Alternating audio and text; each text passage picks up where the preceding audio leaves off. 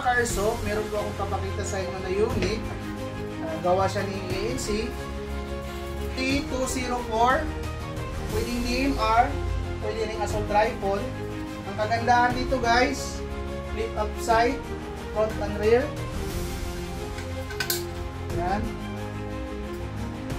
Ambi yung selector, left and right, pati yung release ng magazine, kabilaan. Adjust din yung buttstock nito. Ayan. Yung panga nito guys, battery operated. 50 rounds yung capacity ng magazine.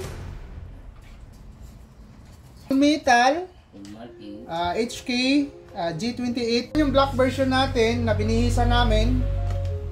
Ayan, may scope. Tapos naka-bipod. Ambidextrous din yung switch niya.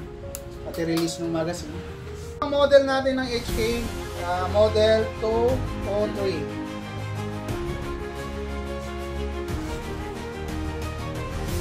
Siyang scope na naka-T-Eagle.